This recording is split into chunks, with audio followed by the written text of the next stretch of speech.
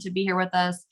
We are calling this our STEM Synergy Expert Network and Ecosystem Convening, of course, virtually for now today in January. So kind of a combination of some of the STEM Synergy work with the group that we call Expert Network, and then what's been happening for a really long time that many of you have been involved in for a very long time with the Indiana STEM ecosystem. So today's agenda is on the screen. We're going to do just a little bit around introductions, and then we're going to jump into and spend the majority of the time around the governor's agenda, calling out some specifics around education. Not going to be able to cover everything, and I will link out to the YouTube video for that if you want to take a look, not only as people in the STEM space, educators, and supporters, however it is that you serve the community and whoever your clientele is, but also just as Hoosiers, right? There's lots of information in there just that was very interesting, not as an educator, but as a mother and just as a Hoosier here in the state of Indiana. So definitely check out that link to the YouTube video. We'll also talk a little bit about legislation, hitting on, there's lots, of course, as there always is, but I'm going to hit on a few that are outlined, both Senate bills and House bills, and kind of go through a list of those. And then I'm going to hone in on 1001 with the budget and a few items, and then also a couple other bills that I want to call out specifically for you all to take a look at and to process and talk about. And then I'll also wanted to just show, I'm sure some of you are very aware, and I know I've mentioned it before, about GPS is live now with DOE. So I want to make sure that you guys know how to access that and just get a glimpse of what that looks like as well. So I'll hit on that. And then I'm going to talk a little bit about some new partnership opportunities, which are super exciting, that one of which is live and one of which is kind of up and coming here in February, but that I can give you some little bits of information about, and then hopefully we'll have some more then coming out in March, which will be our next scheduled call. Then we'll hopefully have some time to do some breakouts and just have some time for you all to share things that are going on within your organizations across the state related to STEM, again, time permitting, and then we'll do some next step and closing. So I'm pretty sure I know everyone in the virtual space today, but I'm Amanda, and I've been, I am skipping through slides like crazy. I'm rushing it. So I'm Amanda. I have been in public education for a long time in the state of Indiana, doing lots of different things. Was a project lead the way teacher on the field, teaching pre-engineering. I also did some coaching in the FIRST robotics space with Lego League. I also did alternative education, and then worked my way up through being a building administrator, a career center director, student services coordinator, assistant superintendent, all really central Indiana based. And then went to the Department of Ed under Dr. McCormick, where I was the chief of workforce and STEM alliances. I, since leaving the Department of Ed, have been running my own consulting firm, doing lots of various things in education across the state and also nationally, and one of which is supporting STEM Synergy through Keep Indiana Learning as a STEM Synergy coordinator, offering resources, professional development, and support in lots of different ways as it relates to STEM. One of my other responsibilities has been to lead the Indiana STEM ecosystem. So just a glimpse in the membership. You can kind of see here the breakdown of where the membership sits. Lots of course in the K-12 and the post-secondary space, but also lots of other partners through government, out of school time, museums, community, business, industry, et cetera. So our focus we talked about in the last couple of meetings was really honed in on ecosystem regional development and support, STEM school certification, and then the new science standard implementation for obvious reasons. There is a link here, and I will share a PDF of the slides where you can access these links. But there's a link here to the 2022 Keep Indiana Learning Impact Report. I pulled out, you can see the image on the slide. I pulled out a screenshot showing kind of a breakdown of some of the work that we did in the last year in 2022 from participants that engaged in our monthly live events, school districts with specific support around STEM school certification through our STEM boot camp, as well as those that are subscribed to our newsletter that comes out every other month, that you are welcome to send me content to consider for including in that space. And then districts that have also received individual one-on-one support around STEM in some capacity. And then you can see the breakdown there of our membership as well. If you want to learn more about what Keep Indiana Learning has to offer or offered in 2022, definitely take a look at that impact report, because it goes through all the different things that are offered, not just with Keep Indiana Learning, but also with CIESC. So what I'd like to do at this point is just kind of go through those that are in attendance today and see who's in the room. So I'm going to throw it out to George, since he was the first one to chime in when we got online today, and have him start. And then we will just kind of let him kick it to the next person, and we'll keep going with that. You just tell us who you are, who you're with, what you do, both your position, title, and your role. That would be great. George Geltner. Hi, everyone. I'm George Geltner, President and CEO for Tech Point Foundation for Youth. And we're a nonprofit that focuses on K through 12, STEM education, hands-on learning for priority populations and students we serve, and getting more girls, students of color, and low-income students access to STEM. Awesome. Do you want to kick it to somebody? Chris, you're right below me. You're next. Hey, Chris Osborne, Vice President of Programs, First Indiana Robotics. We are a pre-K through 12 hands-on STEM mentoring program that we deliver first here in the state of Indiana.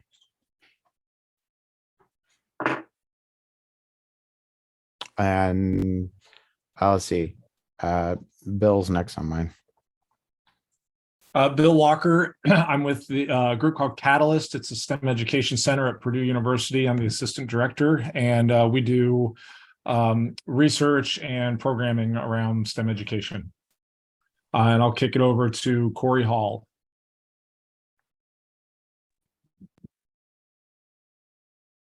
Oh, trying to get my video to work. There we go. Hi, I'm Corey Hall. I am the Director of Curriculum at STEM Education Works. We focus on technologies and then curriculum that wrap around those technologies in design and innovation studios. And we work pretty closely with Purdue as well as INMAC to bring these studios into K-12 spaces.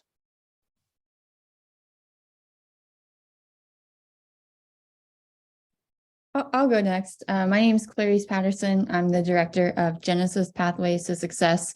We are an initiative of the Ripley County Community Foundation in Southeastern Indiana, and it is our goal to provide STEM experiential learning opportunities to kids in our county. And we have a focus on primarily middle school to high school students.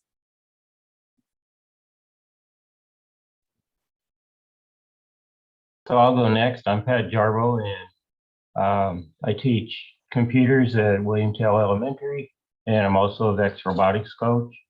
And other than that, I pass it on to somebody else. I'll jump in there. I'm John Summers, associate professor at the University of Indianapolis, and teach STEM courses and introduction to engineering for our School of Ed people. Hi, everyone. My name is Britt Fennessy. I'm the Director of School Success for Indiana for Project Lead the Way. My role is to support all schools in Indiana that have project-based learning through PL2W.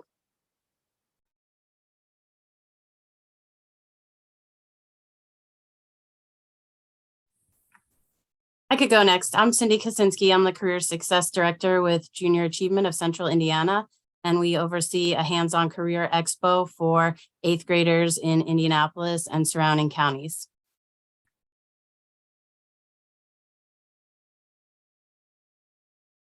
I'll go next. I'm Don Riefler. I'm the Science Programs Manager at the Children's Museum of Indianapolis. I'm in charge of science programming in our school services or school programs department, putting together stuff from all across the STEM fields to teach to public and school visitors here at the Children's Museum. Hop in next. I'm Bethany Thomas, and I'm the Vice President of Engagement at the Indiana State Museum and Historic Sites. So we integrate STEM learning in all our programs from pre-K through camps, out of school time programs, public programs, just about everything we can do. We put STEM into it. So, and a lot of our exhibits are STEM oriented as well.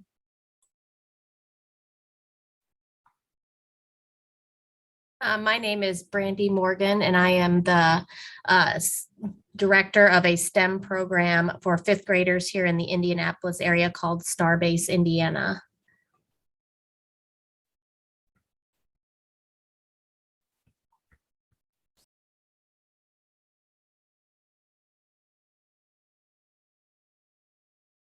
I love the wait time. Who else needs to go? Hi, I'm Rachel Gisa. I'm in the Department of Educational Leadership at Ball State University. And my colleagues, Krista Stith and Annette Burrows, and I have created a book about leadership and integrative STEM. I'll follow after Rachel. Hi, everyone. My name is Krista Stith. I'm also through Ball State University. I'm the director of the Center for Gifted Studies and Talent Development, the co-director of the Instructional Technology Design Studio, and the Project Lead the Way University Coordinator.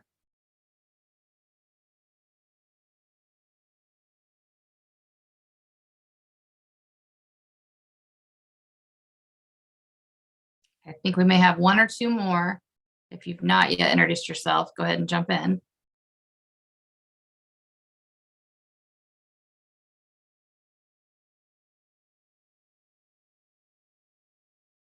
Okay, well, perhaps they had to step away. All right, so before we jump back in here, what I wanted to mention as well is, oh, we have a few people that keep getting kicked out, is make sure to leverage the chat. We are going to be talking about some of these legislative priorities for the state that I'm sure you're going to have some opinions of and some thoughts to include. Additionally, just use this as a collaborative sharing time. We may very well, since we're only going an hour today, we may very well not have time to do breakouts, which is really where we try to share what's going on in our organization. So please, if you have some hot things coming up, or maybe you're working on a grant and you'd like to have some partners, or whatever it is STEM related, feel free to drop that in the chat. If there's a link to a registration or something like that, feel free to stick that in there as well. That'll be a great way for those of you that are engaging both in the live session and then those that watch this as a recorded session afterwards to be able to access some of the things that are going on in your organizations even after we end this live. So please take advantage of that. So just for ease of use, I'm actually just gonna show you my slides this way. To be transparent, I've only had an iPad for a few months and I'm still adjusting. So for now, this is how we're gonna roll, right? So member roles in this group. So we had to have the STEM Synergy Expert Network group, and then we also have the ecosystem group, some of which have served on both of those groups. Some have just been engaged in the ecosystem or in just the expert network through STEM Synergy. But together, our purpose and our role is really to come together and be thought leaders, be influencers, talk about content and what we should be providing through STEM Synergy with Keep Indiana Learning, obviously with the STEM lens, but also how should we be providing support in educational spaces, both PK-12 and also post-secondary and into the adult world across the state of Indiana as it impacts STEM education or ties back to STEM education. You can see there on your screen, we have some dates already earmarked for the next convenings. We did have to cancel one right after the holiday or right around the holidays because of the availability of everyone. But we will be having our next one in March. So hopefully I have avoided some spring breaks and travel plans with that March 28th date. And of course, if you can't attend live, it's always recorded and you can access it later. So we're going to hit March, May. We're going to double up this summer because I have an exciting announcement that I'm going to talk about here in a few minutes. In partnership with the Children's Museum of Indianapolis, where we're going to offer our first ever, what we're calling a STEM Summit, Hands-on, Minds-on STEM Summit.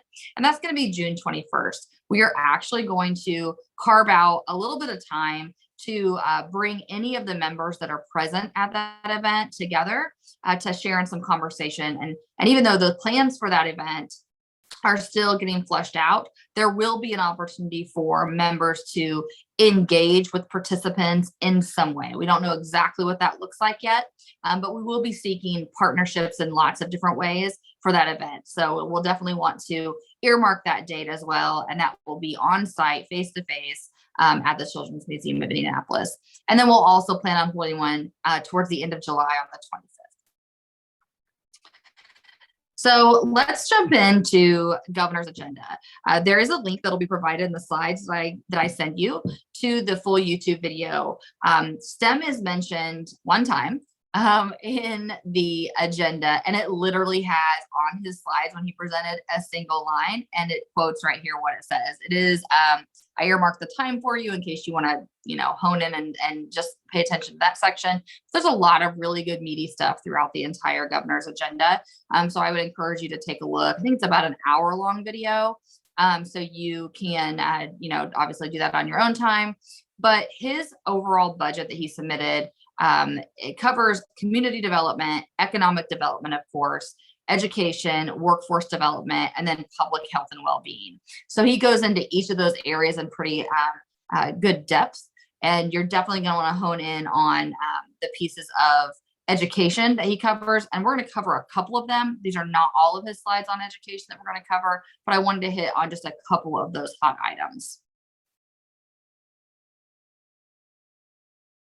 So I'm going to actually switch this up so you can see it full screen. So the sections on education that I wanted to cover in the governor's agenda, if this will pop up here, here we go, would be the first one is increasing tuition support. So there is going to be a bump in their support of that, with the key piece that I wanted to highlight is how it impacts textbook fees. So this is going to be great if this is passed by the legislature to modify that budget to support curriculum and textbooks. So it really he said textbooks and curriculum. It's really those instructional materials that typically, especially non-educators, just kind of package it all together and say textbook fees, right?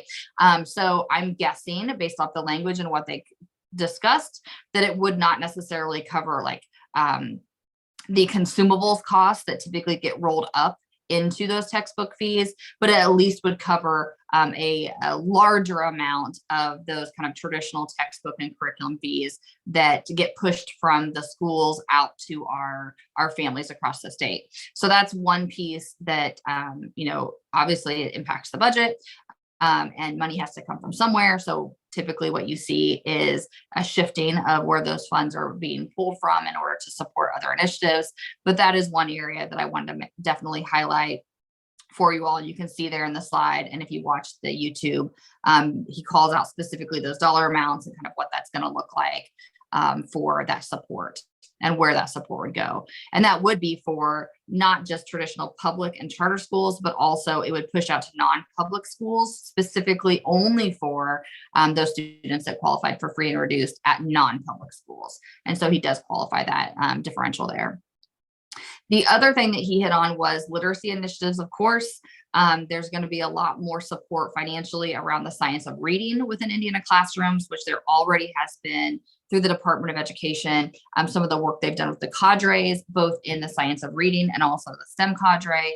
There's been some dollars that have flowed through the Department of Education out in partnership with CEL at UIndy, and other entities have been involved with that as well. So that literacy initiative is going to continue with science of reading. I don't know if that specific budget or line item, it will be where it sits, but they will be doing work and allocating dollars specific around literacy initiatives, not just within the science of reading, but that will be one area to pay note to. You'll see there the one line item that we got in terms of STEM, and he really did not go in depth. He did not also request for Dr. Jenner to speak on behalf of that particular item. She did answer a few questions towards the end, but that's really all it was stated in the actual YouTube of the governor's agenda. Coverage was just that DOE was going to ensure high quality STEM curriculum. There is a lot of conversation around things that the DOE used to do a few years back with identifying curriculum. There's been a lot of just general conversation in the field around that potentially coming back. I don't know that for certain. I've not heard that from DOE. So let me tag that caveat on there. But that is kind of what we're hearing. And then this specifically calls out the DOE ensuring high quality STEM curriculum. Don't know yet exactly what that means or what that looks like, but it is called out within that governor's agenda. So worthy of noting. The next thing that he mentioned was early child care. Or early childhood. So specifically around this, what I wanted to make sure that you were aware of within this is that it's funds for childcare with support around education on site with employers. So they're looking at allocating dollars that would be able to flow directly to support businesses, out non-educational businesses, but could potentially even be on site at an educational institution to provide childcare programs with that early childhood education piece tied to it, that could be partially funded by the state. So that's a really interesting concept that will be have profound impact across all areas, not just within education and providing high quality PK education, but also out for our Hoosiers that are working out in a variety of business and industries that need childcare and would like to have that really high quality PK experience for their children. There'll be this state allocation that will help to support that. Additionally, they called out an increase in state investment in public health funding. And the reason that I call this out to your attention is it doesn't sound like it impacts education, but it does in terms of how school districts will be looking at their collective bargaining agreements. They will need to consider what they're offering their employees within their collective bargaining agreements and consider the changes that are being made through the state in regard to public health and the funds that are being allocated to increase some of the things that they're offering at the state level and funding at the state level. So even though it'll still remain local control with those bargaining unit agreements and collective bargaining agreements, there will be some conversation at the district level that will impact, whether or not teachers decide to, as always, change for better benefits, but this will help with that because the state will help to offset some of those costs. Again, not a lot of details in this yet, but definitely something worth mentioning. So again, lots more information in that hour-long video, but those were some of the key items that I think that you should definitely pay attention to as you take a look at that hour-long video of the governor's agenda. Definitely take a look at those items and just things to kind of keep an ear to as they progress. So this next slide here is really diving more into the actual legislation that's being proposed, the bills that are being proposed. These by no means are all of them. There are, as you know, if you go to the legislative site and take a look at all of the bills that have been proposed, there's tons of them, and there's even more vehicle bills. There's several education matters bills. And so you'll see that both on the House and the Senate side that have been proposed. And oftentimes, specifically in those vehicle bills, that's where items will get kind of tacked in. So there's a lot of them, and you really have to kind of dive into each one to just keep an eye. Sometimes things kind of get hidden in there on purpose. Oftentimes they get hidden in vehicle bills, as well as those kind of general education matters bills. So I don't outline those here, but you're definitely going to want to keep an eye on those as well. So within the Senate, you're seeing several. There's 3 bills in the Senate and several. I didn't mark all of them, but I counted at least 3, if not more, on the House side for 21st Century Scholars programs. They all say a little bit different pieces in them. So definitely check out those. If you go to the site that's linked here at the top, you can, I'm sorry, that's actually the wrong link. I will edit that link and give you the right one. But there, if you go to the IGA and take a look at the bills that have been proposed, do a search for 21st century, you'll see how many bills are proposed that touch on 21st century scholars programs, from who's considered to the process to what has to be reported.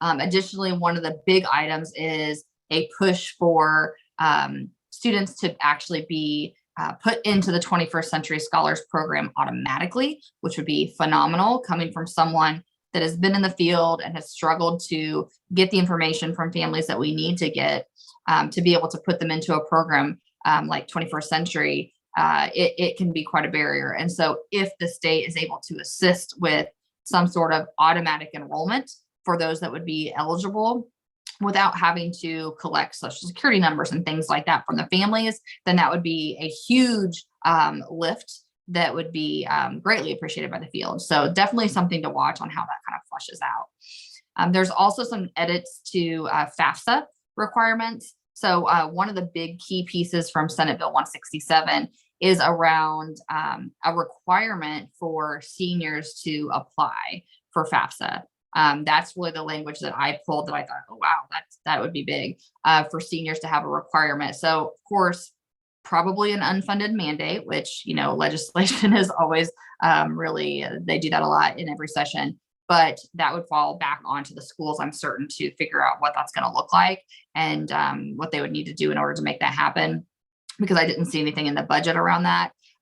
But that would be something that is currently being proposed, is adding a requirement for seniors to apply to put everything into an application for FAFSA.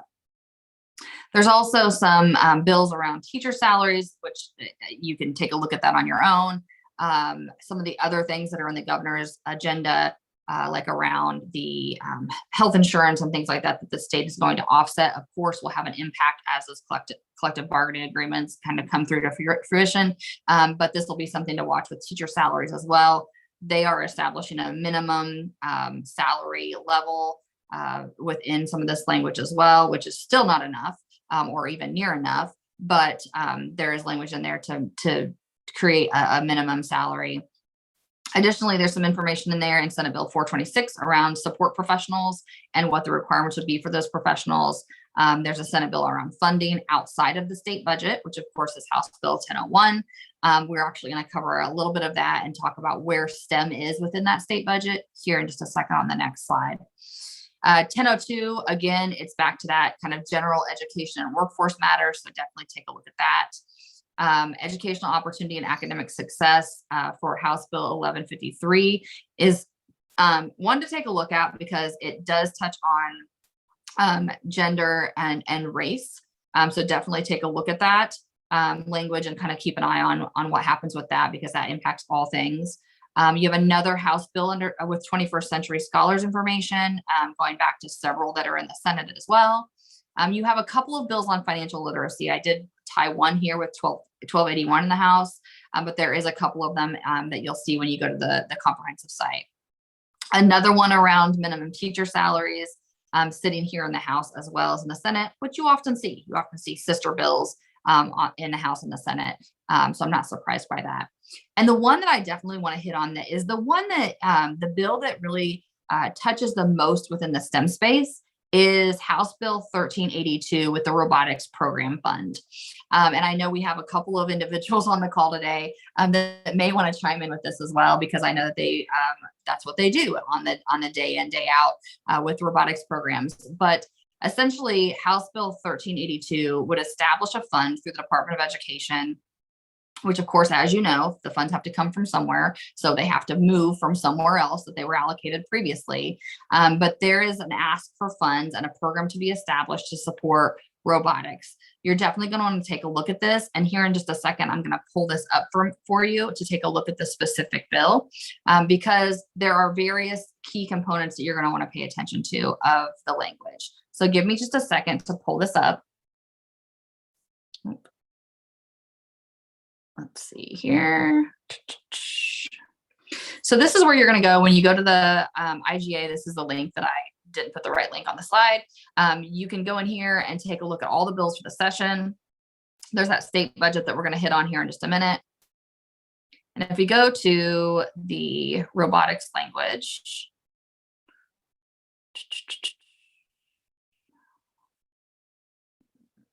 House Bill 1382.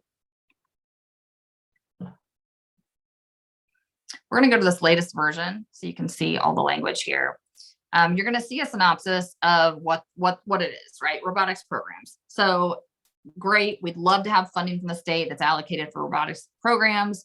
It does establish robotics competition programs to provide grants to eligible schools and teams to expand opportunities and increase interest in STEM. It also has a very specific procedure for eligible schools and who those would be. And also a process would be identified by the Department of Education around the specifics in the legislation in order for them to apply and receive that grant. Those that are awarded the grant would be have to be an eligible robotic team per definition. And then there'd be certain allowable expenses that would be covered, right? So it creates this fund that would flow through the Department of Education. So when you get into the specifics of the language, which is really where I want to call out some things for you. Of course, this kind of goes through the definition of the terms. What's an allowable expense? It includes a stipend. That's huge. A stipend for a robotics team mentor. It also will cover fees, kits, and supplies for that robotics team, as well as to not only establish and maintain that team, but also to participate in a robotics competition. So event registrations, their materials, their costs to travel. If there's any other expenses with attending that competition, then that could be covered within the budget for this allocation as well. Eligible schools are public schools and charter schools, as well as those state accredited non-public schools. Teams, this is K-12. So this is not just high school, this is K-12. They have to be enrolled in one of those eligible schools that was listed previously in the language. And they also have to have at least one adult team mentor and coach. So that could be a potential barrier. I know sometimes from being in the field, we often see that it's difficult for someone to step up and kind of take on that role. But historically, it's been because it's not received a stipend. So hopefully having an allocation that would allow for a stipend to be paid to those individuals without a school having to take that on their own, that could potentially be a positive thing to help get those team mentors or team coaches. Additionally, I'm going to skip over some of this fund and program language. It also defines a robotics competition. Here for participating teams have to design, construct, program, and operate the robots. And it also has to be tied to a not-for-profit. So that here we're in line 15 here for the not-for-profit language. It has to have an organizational purpose that is aligned to the goal of encouraging them to develop an interest in STEM as well. So that not-for-profit has to have that focus. Additionally, as you walk into section 7, this is where it gets a little bit more specific. And this is really where I want to call individuals' attentions to. So the robotics competition program, it's going to provide these grants to these eligible entities, these eligible schools, in order to expand STEM interest for students, right? But they have to participate in specific competitive robotics programs that do a few things. They have to provide that hands-on learning experience. Great. They have to establish a community partnership to increase awareness of the local workforce and post-secondary opportunities. They also have to highlight career opportunities through those adult mentors or coaches. And then the number 4 item is they have to prioritize a connection to manufacturing, machining, and fabrication skills for the 9-12 students that engage in this and leverage and actually harness these funds. So if it's 9-12 and they're harnessing these funds, they have to tie to manufacturing, machining, and fabrication. And they have to build their robot through beyond a proprietary kit and leveraging an additive machining. So what I want you to think about when you think about this section 4 is robotics programs that you see out in your schools. What are they utilizing? Does that existing program or a program you're considering, whether it's FIRST, and I know we have a FIRST representative, or VEX, and we have individuals that are engaged in programs that support VEX robotics as well on the call. Whichever one you go with, you have to think through, what does that language mean? So if it says by 9-12 has to be by building beyond a proprietary kit while leveraging that additive machining, does that VEX or FIRST, does that meet that requirement? Because if it doesn't meet that requirement as the language is, as it stands currently, then that 9-12 team would not have access to these funds. So it's definitely something to look at in detail as it reflects back to the students that you serve and the programs that you serve. Additionally, as you move through the language of the bill, you can see that those dollars will flow to the Department of Education, and that they will have some specifics around how those funds are utilized. Where those dollars will come from the General Assembly. Again, those dollars have to flow from somewhere. So it's not new monies. It will flow and be moved from somewhere else. And then how those will flow out as grants. The other thing that I wanted to call out specifically on this bill is the money does not revert back to the state general fund. So it will remain in this individual fund to be utilized the next year. So oftentimes we used to say at the state, it doesn't revert back to the state general fund. If it doesn't get used, it will roll in that account, which is a positive thing because you have access to those dollars if they don't get used from year to year. But it also can be looked at negatively. They'll want to use all the funds because of the fact that oftentimes the legislator will say, well, you didn't use them, so you don't need that much, right? So I'm certain that they'll attempt to utilize all of the funds in that way. Additionally, as you move down to the eligibility to receive the grant, they have to show proof of specific things in the application. So if a school is applying to receive funds from this grant, they're going to have to show that they have at least one sponsor, that the partnership is for the purpose of the robotics competition with that sponsor, business entity, or higher education, technical school. So they have that partnership. They have an adult robotics team mentor. Can be a barrier sometimes to find someone that's willing to do it, stipend or not. They also have to have a spending plan. They have to commit to compete in a robotics competition. So they cannot get the funds for this, have a club, go through the entire process to design a robot and not commit to compete. They have to commit to actually attend that competition and compete in that event. For the 9-12, it gets a little bit more specific around that commitment to creating an original designed robot. So going back to the language in the previous section, in section 7, I'm going to scan back up here, ties back to that, prioritizing that connection to manufacturing, machining, fabrication. We're looking at line 31 through 34 here. Specific around it has to go beyond a proprietary kit. Okay, so again, as you think about section 7, and then also down here, when you think about section 11, specific to that creating an original designed robot, does your program or programs that you work with the students, whether it's VEX or FIRST or something else, does it actually meet those 2 parameters? And if it does not meet those 2 parameters, then your 9-12 team, your 9-12 club for this will not have access to these funds. So I would encourage, if I were sitting at the Department of Ed still, I would encourage looking at that language again to make sure that we are overly inclusive and providing lots of flexibility for at the local level for our schools to make that decision, to make the decision around what kind of program they would like to adopt and go with, because those programs are very different. And I'm just speaking from experience from VEX and FIRST. I'm certain that there's other programs out there as well.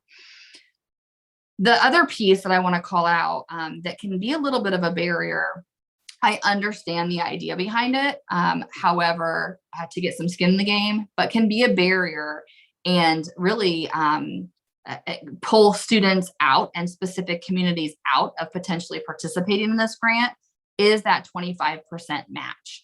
So there is a local in-kind or cash match of at least 25%. That can definitely be a barrier in individuals being able to participate in these kinds of grant opportunities to fund things like robotics clubs and programs. So in a nutshell, great idea. I'd love to see robotics funding at the state level to be able to do some of these things, provide stipends for our mentors and our teachers and our adults that are stepping up and really facilitating this kind of an opportunity for our students.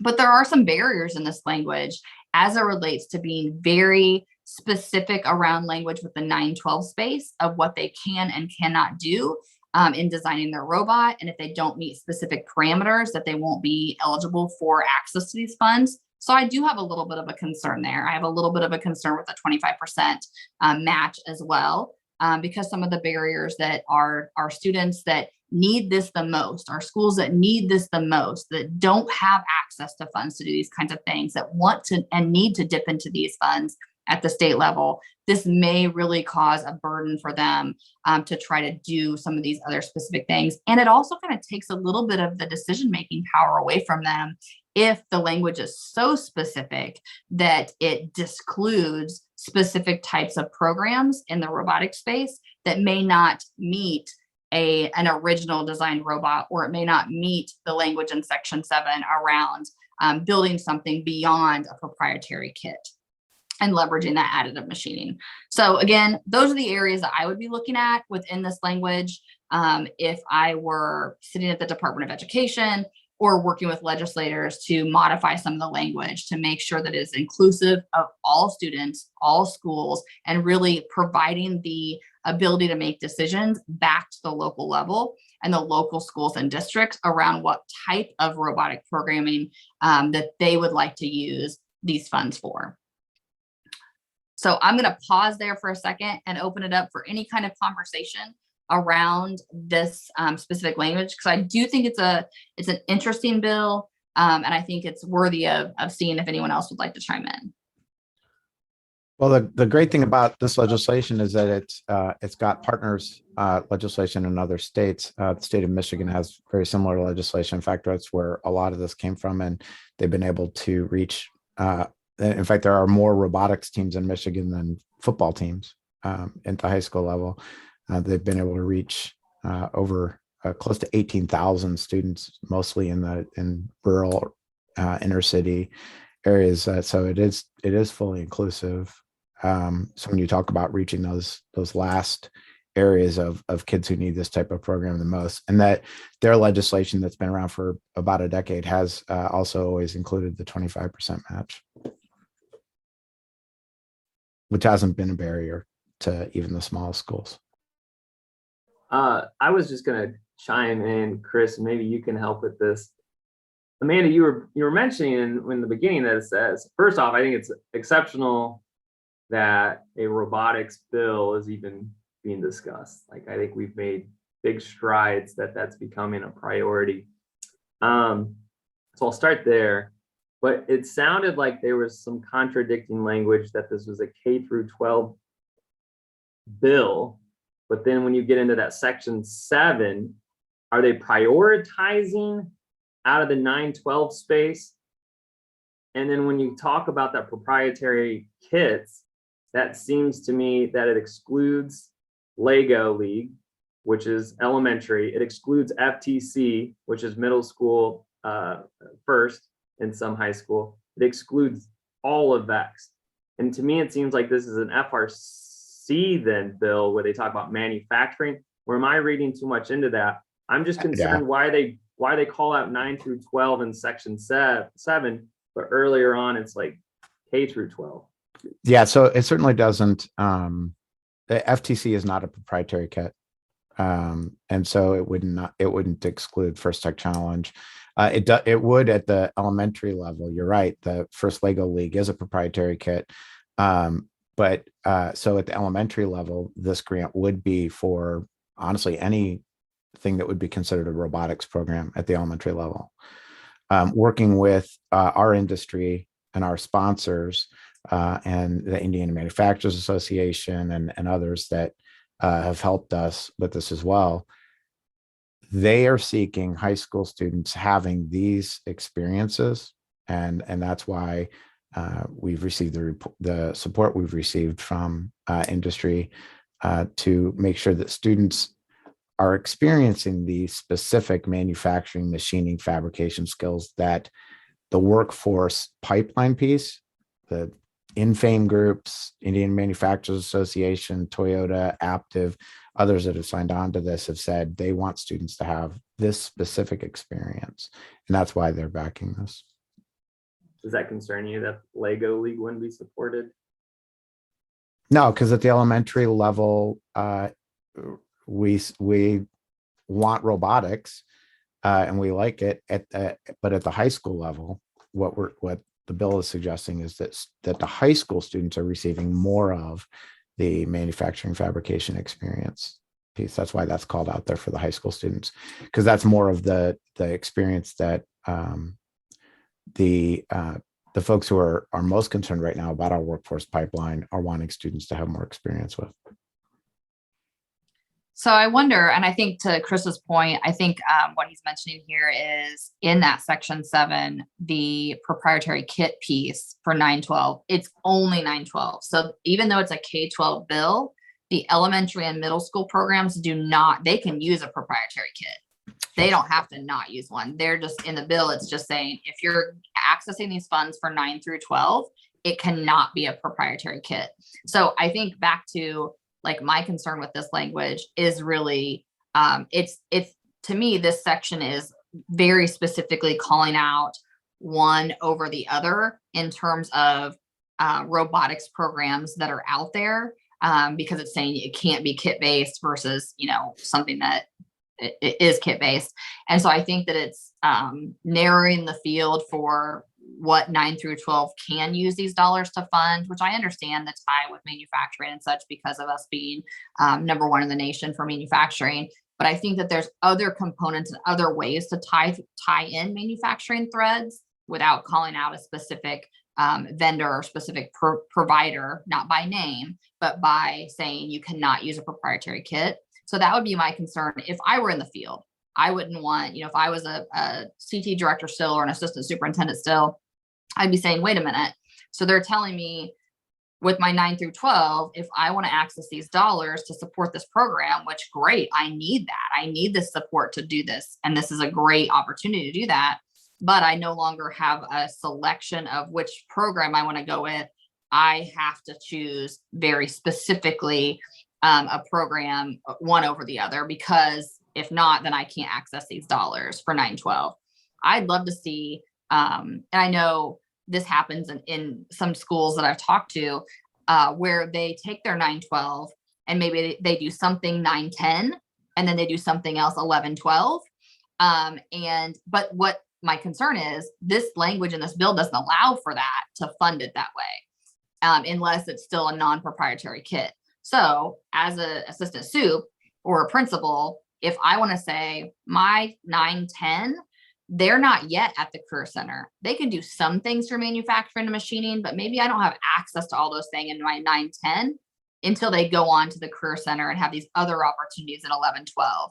So I'd like to see some flexibility, maybe even adding in some language where that line 31 through 34, the specific around proprietary kits, takes out 9-10 and allows some flexibility for local levels to say, you know what, 9-10, maybe we go with a robotics program that is a proprietary kit as an introduction to, and then 11-12, they get into some of this more additive machining, manufacturing, fabrication at the higher levels, after they've gone through a couple of years, because then that still allows that high school to access funding and have some choice and voice in what do they use for robotics programming. So again, Vex has some pretty neat, the work cell automation program, which is a competition of manufacturing, but it's a kit.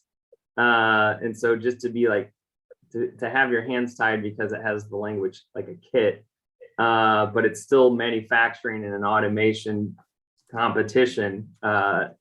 I do think that that's disabling to students or schools that want to take advantage of this.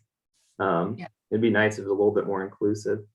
Right. I think to both points, I think I don't know, honestly, I don't know Vex as well as I know First, because I was a First Lego League coach. And I love First. I mean, I get excited about it now. Like, I literally have a Lego kit in my house for my kids to play with when they were younger. They're teenagers now, but so they don't really play with it as much. But when they were little, they had one, right? Like, I love it. And I've seen what Vex can do in schools. I think that there's a space for both of those programs. And I'm certain there's other robotics programs out there as well. But I'm certain that there's a space for both.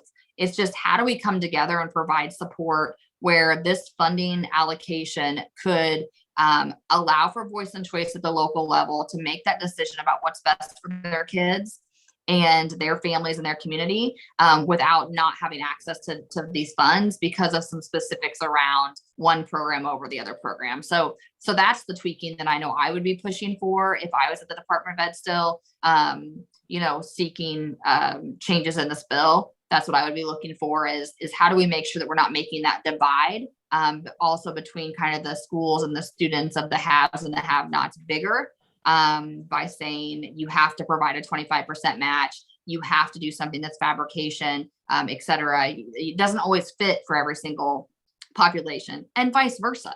The opposite doesn't fit for everyone either. So opening the language so that it's really a local level decision. It's not closing the door on a potential opportunity or potential selection of a specific program, I think would be, ideal. So, but thank you both, George and Chris, for your comments on that. I appreciate it. So moving on, because I'm trying to be cognizant of the time. Just real quick. Yeah, go ahead, definitely opportunities for a lot of different robotics programs. in this bill. And I just also want to say that, you know, if you talk about the reach and again, you mentioned the communities that might not have these opportunities to hit these marks. Again, I would just finish by saying the state of Michigan, you have high schools with fewer than 100 students that are receiving these similar grants that have applied and been also hitting these same marks. And you have 18,000 students that are now getting access to STEM and helping to fill their STEM workforce pipeline. So, but we are, this is set to be heard tomorrow in Education Committee. We have our first robotics day at the State House tomorrow. I would invite all of you to come out tomorrow. It's going to be a really fantastic day. Is this meant to bolster an after-school program, or is this something that needs to go in classes, or where are they coming from on that? The funds, we do have schools that are using, well, I mean, VEX and FIRST in the classroom and as after-school settings. So for the expenses piece, that would certainly be for the after-school type of competition. Yeah, and I think, was that Pat that was speaking? I think, yes, I think I recognized his voice. Yeah, so I think in looking at the eligible entities in the bill, let's see here. I believe as long as it went through an eligible entity, so like a school, a public school, private school, where is that? It's up here. As long as it went through, yes, an eligible school, it doesn't call out that it has to be like during the course of the traditional school day. So I believe that those funds, unless the DOE comes back with some other parameters when they establish the grant, I believe that it could also be utilized for after school programs, as long as those funds were flowing through the applicant who was an eligible school as defined in the bill, if that makes sense. Uh-huh. Yeah. Yeah. Okay, so thank you again for all the comments on that. I think having a really robust conversation around these bills is so important for us to not only fully understand it, but to consider, you know, maybe unintended implications of some of the language and potential partnerships and tweaking of language so that we can all support students in as much of a robust way as possible. So I appreciate the conversation. So stepping in just briefly into the 1001 House bill for the state budget, which is always the House bill number for the state budget. There's two items that I want to call out that have been allocations for the last several years. Next level computer science program at $3 million each year. So this is over the biennium. And also the STEM program alignment. So you can see there it is $4,550,000. Both of those 2 years, and you can read the language there that is called out within the budget for those to be used. These dollars would flow through, through the Department of Education, and it does provide specifically grants to high schools, high need schools. I apologize, grants to high need schools that would be determined by a needs assessment. So there would be a state research institution that created an assessment to identify high need schools within the STEM space. And then they would be eligible to receive some of these dollars to implement qualified STEM curricula. So again, that comes back to, if you remember what I talked about with the governor's agenda, the line item on STEM was around DOE and curriculum. And so this also calls out within this specific allocation, the specific appropriation for STEM programs that would flow through DOE, curriculum and professional development, development of methods of evaluating STEM, curriculum and professional development in order to award those grants. So in years past, DOE has taken the STEM program alignment and carved out dollars that go directly through grant opportunities to schools and districts. So I would anticipate that still happening, but they will also have some other pieces that they're funding with this around this needs assessment to identify high need schools, et cetera. Additionally, there is some language around developing a system for measurement, which I think is phenomenal. for student growth in critical thinking, problem solving, and other STEM-based skills for those that receive those grants. Unfortunately, it doesn't look like it's going to fund it for everyone, but at least this is a starting point over these 2 years. If they're going to use some of these funds to establish a system to measure growth, so that then we can maybe take that and push it out more large scale would be my hope over the next few years.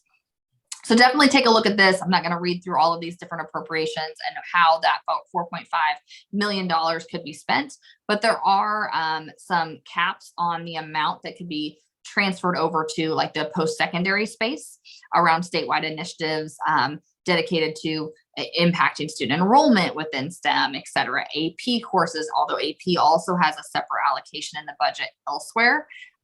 Additionally, there's some dollars that you can see there that can be pushed out for robotic technology. That's specific to special education robotic technology for social and behavioral skills for students with autism. And then additionally, there are some funds that can be pushed out to the Commission for Higher Ed for PD and technical assistance for students transitioning to post-secondary within STEM as well. So definitely take a look at that state budget in more detail, but those are the areas that I definitely wanted to call your attention to as it relates to STEM. The DOE piece that I wanted to hit on was just to make sure that you are aware and know where to access the GPS. So GPS, they've been working on for a very long time. It stands for Graduates Prepared to Succeed. On the left-hand side of the screen, you can see what that initial page looks like when you go into the site.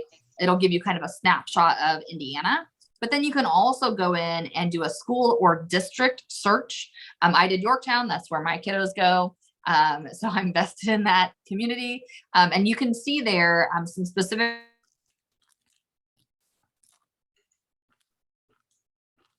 This next slide is going to show you a platform that the Department of Education has been working on for a very long time called the GPS, or Graduates Prepared to Succeed.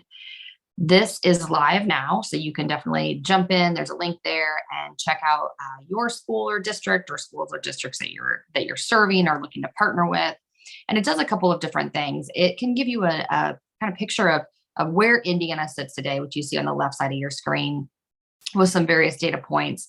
But then also you can dive in and drill down at district level or school level to look at their benchmark indicators and data specific to their school, their grade levels, et cetera. What GPS is trying to do is really look at holistically the student and the school from a little bit of a different perspective, where students are not just test scores, but we're really looking at them in terms of growth and opportunity across various metrics. So definitely check it out and play around in it and utilize this as you work with schools and as you also talk about schools with other people in other communities as well. I want to let you know about a pending partnership. We're waiting on board approval. And so hopefully by the end of March, I'll be able to come back with some additional news and exciting announcements. But we are looking through the Indiana STEM ecosystem and partnering with UL Research Institutes. UL actually has an office that's relatively new. It's called the Office of Research Experiences and Education, or OREE. I believe they call it ORI, and it's about building the future of safety science, which is really a large part of their work at UL is safety science. So what this specific office does within UL is they translate the research that comes from the UL Research Institute into educational materials. Then they deploy those materials to try to create equity and opportunity for a continuum of students through secondary and then up into postgraduates, with the goal of broadening the understanding and participation in safety science, and then to try to get contribution to cultivating the next generation of potential UL Research Institute global innovators. So the education draws from that organization's research and research experiences, draw students and professionals in to safety science and other areas of inquiry for their office. They coordinate there in the Office of Education and Experience at UL. They coordinate efforts across various branches, and they contribute back, of course, to the Research Institute's mission of building that safer, more sustainable world. So our partnership that we're looking at with them, if again it comes through and is board approved, will provide an opportunity for the Indiana STEM ecosystem to receive a partnership that will provide some fiscal support to build up regional ecosystem hubs. So it's very exciting. We're also looking at a potential to do a very comprehensive, let's say, asset map, but it's really much more than that. It's really more of a networking map. It's really more of, if you're familiar with Employ Indy and you go and check out their map of how they demonstrate their connections, the connectivity, the networking of their ecosystem for what they do, that's similar to what we're looking at building. It'll be very filterable. It'll be very much a live map. And so that would be something else that this partnership with UL would be able to fund. Something else that UL offers and brings to the table is they have something called Explore Labs, which is an engineering and science platform. It's free, digital platform that the whole purpose is that it encourages this new generation of problem solvers to look for solutions to real world engineering problems and challenges. So the platform bridges that gap between classroom and real world engineering problems and inspires critical thinking and innovative applications of STEM concepts. It encourages students to ask why a phenomenon happens and how they can solve the problem, which is great because it aligns to our Indiana Science Standards and NGSS. It also gives them the experience for connecting teachers and students with practitioners in the UL lab. So the underwriters in the laboratories, the engineers, the scientists, the chemists who actually engage in the process of asking those scientific questions every day. There's 3 different modules within Explore Labs. So definitely go there. The link is there for the website and check it out. They have extraction to e-waste, fire forensics, and a portable electric power module set up currently, and they're always working to build more. So watch for more information about this partnership. Hopefully, like I said, in March, I'll be able to announce where we are with that. Pending board approval again, and we'll be able to start to build out a plan on what this regional hub ecosystem development could look like. Another exciting new partnership is with the DeBruce Foundation. So the DeBruce Foundation is actually a national foundation that's based out of Kansas City. It's a not-for-profit foundation, and their mission is to expand pathways to economic growth and opportunity. The DeBruce Foundation helps people figure out what they want to do and what they're good at, and then open up more career possibilities. They have partnered with the Department of Workforce Development to embed a tool that they have developed through their research called the Agile Work Profiler, or the AWP. They have a partnership now in Indiana where that tool is actually embedded within the Indiana Career Explorer platform as one of the 3 assessments available for free to Hoosiers across not just K-12, but also into post-secondary and adulthood. As you know, once students engage or individuals engage in Indiana Career Explorer, that data and content that is in there under your account follows you. So you can access that well into adulthood and through transitions in your life and careers. So the AWP tool that the DeBruce Foundation has created through their research, it is actually a free tool that you can access outside of Indiana Career Explorer through agilities.org. But here in Indiana, because of the opportunity that we have at the state level to offer Indiana Career Explorer platform for free and all the great things that are in there, we have partnered at DeBruce. They partnered with Indiana to embed that AWP piece, that tool within Indiana Career Explorer. So we encourage Hoosiers to, even if you're using your school system that's using Naviance or Zello or some of these other great tools that are out there for career exploration and all of the other things, tracking for your grad plans and pathways and programs of study. And even if you're using something else, you can do that in Indiana Career Explorer for free. But we encourage you, even if you're using another platform for these other things, to still set up accounts in Indiana Career Explorer and go into that platform to access the AWP, so that we can, keep our Hoosiers using that free available resource that's funded with our state dollars as well, even if you're using some other platforms for some other things. The DeBruce Foundation also has partnered with me to provide support for the AWP and for helping schools and educators really get additional support and training around what the AWP results mean, how those agilities, which is what it gives you, your top 10, your 10 ranked agilities with your top 3 highlighted, from the results from that AWP, when students take that, what they're putting in really is what they like to do and what they think they're good at. That's how they're responding to the questions. It takes about 10 minutes to complete that AWP. And then they get the 10 agilities ranked in order based off their responses from the AWP. And then they get highlights of their top 3. Then they can, with my support, you can, for free, you can get some additional support for your teachers and students for me to come in and really dive deeper into, like, what does this really mean? So I took this assessment, now what? What is this really going to do for me as I think about potential programs of study I want to go into in the high school, or career technical ed programs, or potential post-secondary opportunities, even beyond that, and looking at how it aligns to job opportunities, both in Indiana and nationally, for high wage, high demand job opportunities that they would actually be able to get a position in that kind of an area that they would not only do well in and have a position available, be able to make a livable wage, et cetera, but it would be something they were passionate about. It'd be something they love doing, and it'd be something that they really feel like they're good at. So great tool, open access, and the DeBruce Foundation has generously provided the opportunity for me to step in and provide additional support for schools that are interested or districts that are interested in really diving in and learning more and using the tool in a very profound way. So super, super excited about that partnership.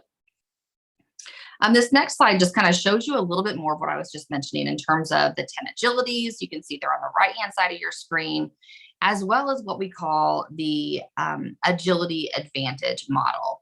If you want to learn more about this in detail, I highly encourage you to attend an Indiana Agility Tour, which will be starting March 14th.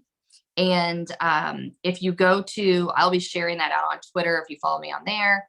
And then also you can go to agilities.org and find the listing to sign up and register for those free 1-hour sessions to dive in a little bit deeper into how do I use these AWP results and what does it really mean? How do I get my students this agility advantage for career literacy and development as they move forward by using the tools and resources that the DeBruce Foundation has?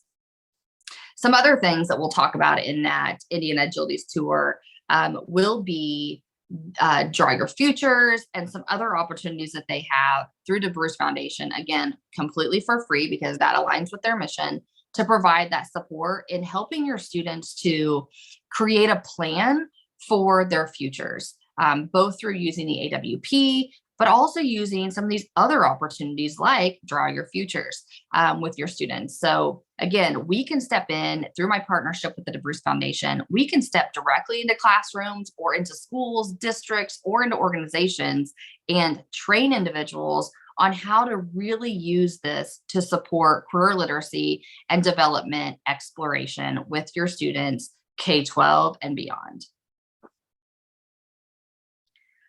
Also, a very exciting event I know I've mentioned before that's coming up in June is our first ever STEM Summit in partnership with the Indianapolis Children's Museum. The registration is now open, so please go on to the STEM Synergy or Keep Indiana Learning site and take a look at that, get your teachers registered. It's going to be a one-day event where we're keeping the costs very low for educators to attend. That includes admission, parking, lunch, a full day of professional development and resources, networking. And we're really trying to see it as like an unconference where we're engaging them in active learning of the 3 dimensions of the new science standards and really embrace that hands-on, minds-on mentality through inquiry across the day. So it's going to be really no sit and get sessions. It's going to be quicker content and then exploration hands-on within leveraging those exhibits that are within the Children's Museum in a unique way. So it is not just for elementary. I know that's one of the things that we've heard is like, hey, it's at the Children's Museum. Is it just for elementary teachers? Nope, it's for everybody. We are going to be linking it back to standards at all of the levels with each of the activities and sessions that we have. So check it out. Get this information to your teachers, and let them know that this is going to be a really interactive, fun event. Of course, it's going to be fun because it's at the Children's Museum, and it's going to be a great way also for our ecosystem members and expert networks to convene during that time as well. Proposals to present will be limited, but they will be opening here hopefully in the next few weeks if you're interested in submitting a proposal to present in one of the sessions.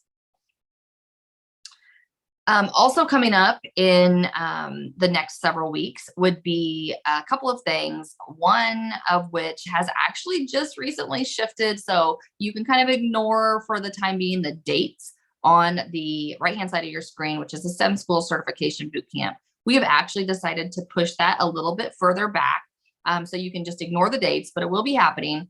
We are going to push out new dates here in the next month or so for a later spring launch.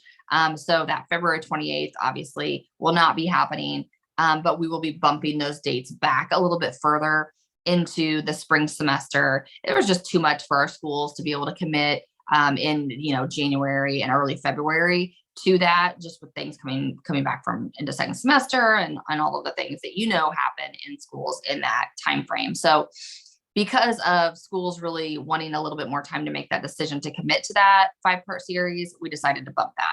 It will still be happening though. And what that is really about is preparing schools to apply in the fall. By the end of October is typically when that's due to the Department of Ed, but it's really around prepping them in all of the different ways and all the different parts that they need to complete to be able to complete that submission for application in October. So that's why the kind of tiered support there. The other thing coming up is in March, and this is the Unpacking the Updated Computer Science Standards. And this is actually a regional support effort across the educational service centers in Indiana. So all of the educational service centers are offering an on-site event. Everything's paid, lunch is paid for, you can get your sub costs reimbursed, and the event itself is free. And teachers will attend this face-to-face at the ESD that they sign up for. But then we're partnered with Next Tech, who provides statewide implementation and professional development across Indiana only for computer science. They're a great partner. And we have partners from Next Tech who will actually be virtually attending all of those sessions collaboratively and delivering the content. And then we'll be doing the hands-on learning and activities and facilitation on site at the ESD. So it's kind of a hybrid event. All day, 9 to 3:30, everything's free, and you get sub reimbursement as well. So please check that out and get your teachers that will be instructing in computer science, or your K-5 that are embedding that into their classrooms signed up for that as well. Appropriate for all grade levels. Other events that are coming up, Keep in the Learning has a Shift and Lift Summit coming up in the end of February. And they will also be doing some of these additional Shift and Lift Summits as they move forward. So if this date has passed when you see this, definitely still take a look. What these are all about is giving you little snippets, 15 to 20-minute sessions of things that you can actually use that day in your classroom. So very applicable and quick learning for our educators to be able to connect there. So definitely check that out. Even if this date has passed, they will be having some additional things like that in the coming months. Also coming up in May is the national and really international STEM Learning Ecosystem Community of Practice, or the SLECOP convening. It's in Jacksonville this year, which is fabulous because, we all love some warm weather in early May. And we will be there. Indiana STEM Ecosystem will be there. I'll be there helping to support some other projects as well. The national is the national ecosystem is through this organization called TIES, and they are the backbone organization. You can see there with some of the data points on your slide, the massive amounts of participants, over 100 ecosystems, not only nationally, but we have some international ecosystem partners as well, with huge reach and huge impact. So again, you can see the numbers there. Take a look. If you just there's a link here to access the convening. Anyone can register. If you do, tap me and say, hey, I'm going to be there at this event. And we can definitely, catch up at that time. We are actually, due to time, going to skip through this breakout session. I know you all have shared in some conversation about what's happening in your organizations already. Of course, always send me links to events to include in the newsletter as well. And then that's really it for today. I appreciate your time and support of all the things going on in STEM education across the state of Indiana. We had a very heavy conversation around the legislation and pending legislation that's occurring. Make sure you're watching that. If you have concerns about things, about bills, reach out.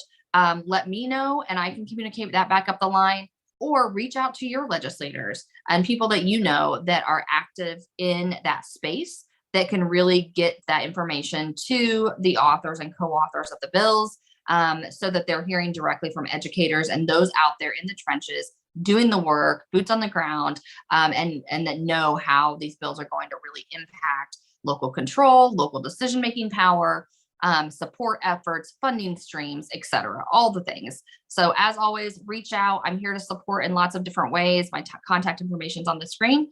And thank you so much for joining us.